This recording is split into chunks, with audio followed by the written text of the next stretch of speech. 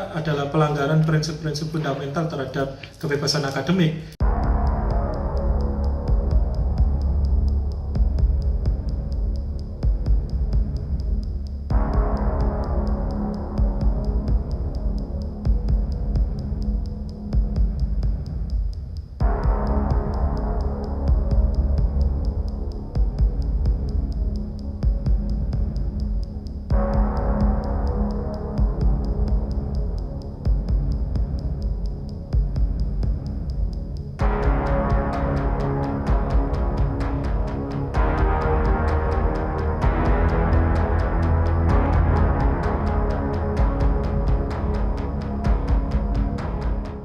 Ya, sebenarnya dari kajian cepat kami itu ada dua garis besar yang harus dijadikan perhatian serius.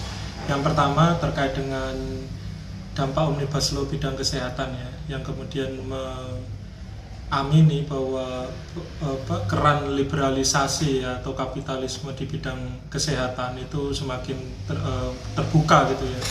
Salah satunya adalah dengan hadirnya dokter-dokter asing di Indonesia.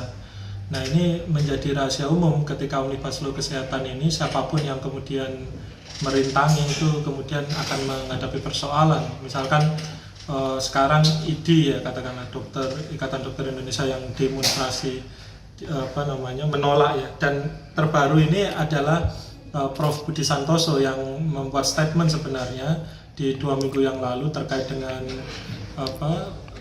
penolakan terhadap dokter asing, yang ini kemudian menjadi cikal bakal dari pemberhentian beliau ya dari Dekan FK UNER.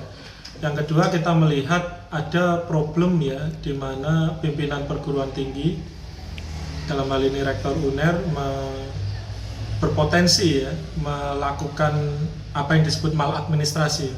Kalau dilihat di PP ya, tentang PTNBH ya, tentang jabatan dekan dan wakil dekan, dia diberhentikan karena beberapa alasan, bisa sakit, karena meninggal, atau melakukan kejahatan atau tindak pidana, atau melakukan pelanggaran-pelanggaran serius.